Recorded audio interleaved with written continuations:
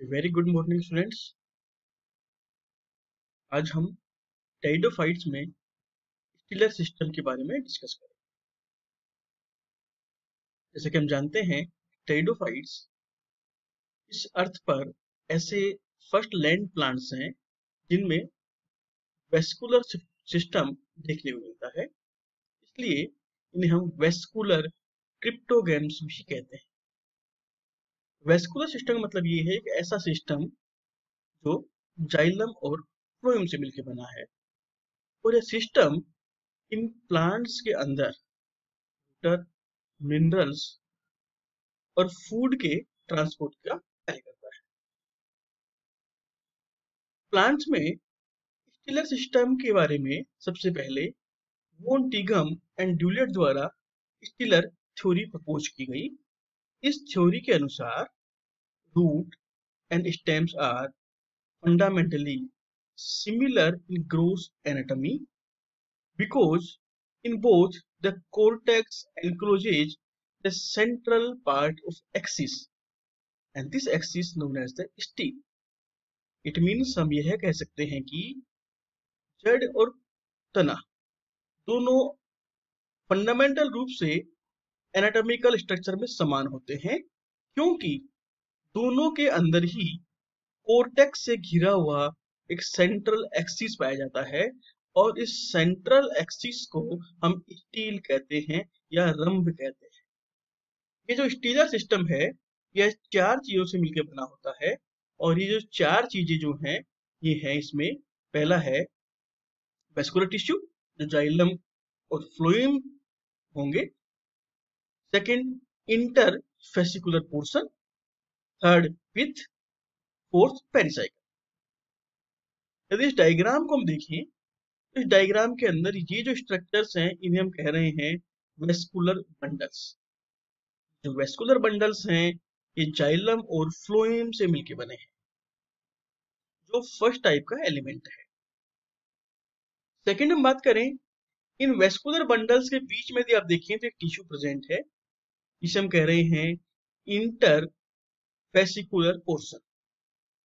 यह second part है किसी भी स्टील का। थर्ड हम बात करें, इसे हम कह रहे हैं पिथ। स्टील का सेंट्रल पार्ट जो जनरली पेरेनकाइमेटस कोशिकाओं से बना होता है उसे हम पिथ कहते हैं, मज्जा कहते हैं। कुछ स्टील में ये प्रेजेंट होता है, कुछ स्टील में है एब्सेंट होता है, जो हम आगे डिस्कस करेंगे। स्टील का फोर्थ पार्ट है पेरिसाइकिल या परिरंभ। ये जो पेरिसाइकिल है यह स्टील की सराउंडिंग बाउंड्री है। यदि आप यहाँ देखें, ये जो पूरा स्टीलर सिस्टम जो आप देख रहे हैं इसकी सराउंडिंग जो बाउंड्री है इसे हम कह रहे हैं परिरंभ।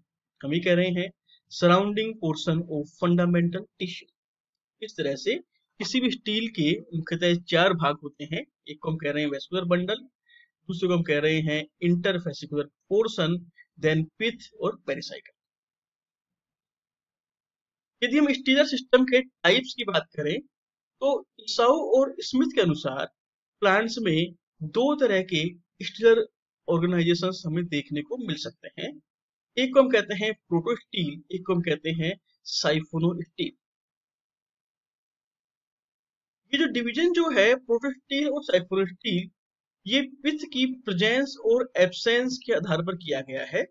यदि स्टील में पिथ प्रेजेंट होती है तो उसे हम कहते हैं साइफोनोस्टील, और यदि स्टील में पिथ एब्सेंट होती है तो उसे हम कहते हैं प्रोटोस्टील।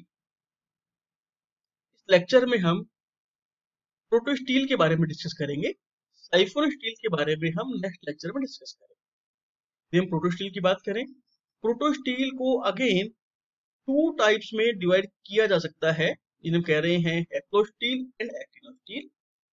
हैप्लोस्टील ऐसी स्टील है जहां पर जाइलम स्मूथ कोर के रूप में देखने को मिलेगा, और एक्टिनोस्टील ऐसा स्टील है जहां पर जाइलम स्टार शेप्ड के रूप में देखने को मिलेगा। एक्टिनोस्टील के फर्दर टू मॉडिफिकेशंस देखने को मिल सकते हैं, जिन्हें हम कहते हैं इलेक्ट्रोस्टील एंड मिक्स्ड स्टील। पहले हम प्रोटोस्टील की बात करें। प्रोटोस्टील जो टर्म है वो जेफरी द्वारा दी गई इन 1897 और 1902। ये सबसे सिंपल टाइप की और सबसे प्रिमिटिव प्रकार का स्टील है। जैसे कि हम डिस्कस कर चुके हैं, इस स्टील में पित्त एब्सेंट होती है और जाइलम का जो सॉलिड कोर है वह फ्लोएम, पेरिसाइकल और एंडोडर्मिस द्वारा घिरा होता है। इस डायग्राम को ध्यान से देखें। इसमें सेंटर के अंदर जाइलम का कोर है, इसमें पित्त बिल्कुल एब्सेंट है। यह चारों ओर से फ्लोएम, देन पेरिसाइकल और देन एंडोडर्मिस से घिरा हुआ है।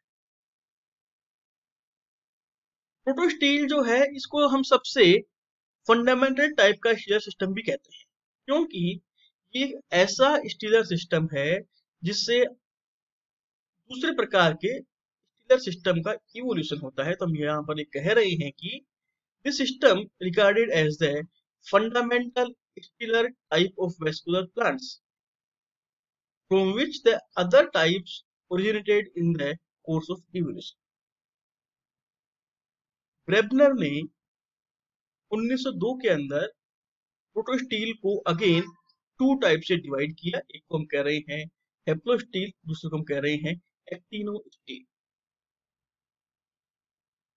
जब हेप्लोस्टील की बात करें तो जैसे कि हमने पहले डिस्कस किया कि यहाँ पर जाइलम स्मूथ कोर के रूप में देखने को मिलेगा और उसके चारों तरफ यूनिफॉर्म फ्लोएम की लेयर देखने को मिलेगी। यहाँ पर हम यही कह रहे हैं, central core of xylem is smooth and surrounded by a uniform layer of phloem. This is the most primitive type of steel. Diagram में आप देख रहे हैं जाइलम का स्मूथ कोर, इसकी चारों तरफ फ्लोएम और देन पेरिसाइकल प्रेजेंट है। हेप्लोस्टील में जाइलम जनरली एक्जार्क प्रकार का होता है। इट मींस इसमें प्रोटोजाइलम जो है वो पेरिफेरी की तरफ होता है और मेटाजाइलम सेंटर की तरफ होता है। तो इस डायग्राम को आप देखें तो इस डायग्राम के अंदर ये वाला पार्ट जो है वो प्रोटोजाइलम का है जो पेरिफेरी की तरफ है, और ये वाला पार्ट मेटाजाइलम वाला पार्ट है जो सेंटर की तरफ है। तो इस तरह का जाइलम कहलाता है एक्जार्क टाइप का जाइलम। लेकिन इसका अपवाद है एक प्लांट जिसे हम कह रहे हैं स्लेजिनेला स्लेजिनोइड्स, जिसके अंदर जाइलम जो है वो मीजार्क प्रकार का होता है।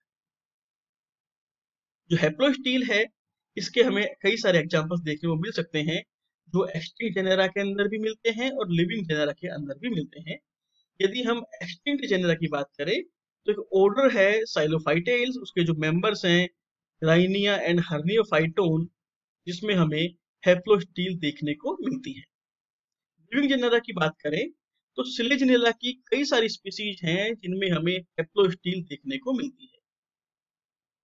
सिलेजिनेला की विभिन्न स्पीसीज के अंदर हेप्लोस्टील के नंबर एक या एक से ज्यादा हो सकते हैं।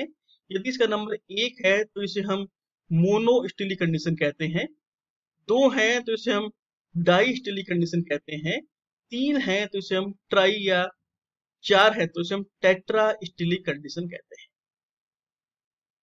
नेक्स्ट है एक्टिनोस्टिल।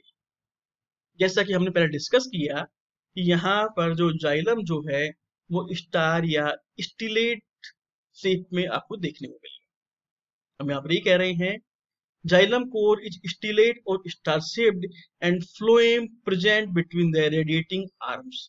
ये जाइलम है स्टार शेप का, इसके रेडिएटिंग आर्म्स हैं और इन आर्म्स के बीच में फ्लोएम प्रेजेंट है। इसे हम कह रहे हैं एक्टिनोस्टील। एक्टिनोस्टील के एग्जाम्पल की बात करें और फोसिल फॉर्म में हम एग्जाम्पल लें तो ये एग्जाम्पल है एस्टेरोजाइलोन। लिविंग जेनेरा की बात करें तो कई सारे एग्जाम्पल्स हैं। मेनली हम बात करें साइलोटम एंड लाइकोपोडियम में हमें एक्टिनोस्टील देखने को मिलती है। जैसे कि हमने पहले डिस्कस किया कि एक्टिनोस्टील के कई मॉडिफिकेशंस हो सकते हैं, जिनमें दो मुख्य मॉडिफिकेशंस हैं, प्लेक्टोस्टील एंड मिक्स्ड प्रोटोस्टील। प्लेक्टोस्टील जो टर्म है वो जिमरमैन द्वारा दी गई, और जैसा कि नाम से क्लियर है यहाँ पर जाइलम प्लेट के फॉर्म में होगा। इस डायग्राम को आप देख रहे हैं, यहाँ पर आपको जाइलम की प्लेट्स देखने को मिल रही हैं। या हम कह रहे हैं xylem occurs in the form of parallel plates alternating with phloem. यहाँ पर जाइलम की पैरेलल प्लेट्स हैं और उनके बीच बीच में यहाँ पर ही फ्लोएम प्रेजेंट है। इस तरह की स्टील कहलाती है प्लेक्टो स्टील, और उसका बेस्ट एग्जांपल है लाइकोपोडियम क्लेवेटम। सेकंड मॉडिफिकेशन है मिक्स्ड प्रोटोस्टील। जैसे नाम से क्लियर है, यहाँ पर जाइलम और फ्लोएम मिक्स फॉर्म में होते हैं। यहाँ हम कह सकते हैं this type of steel consist of irregular groups of xylem embedded in mass of phloem। जैसे डायग्राम में देखें, ये पूरा एक फ्लोएम का मास है।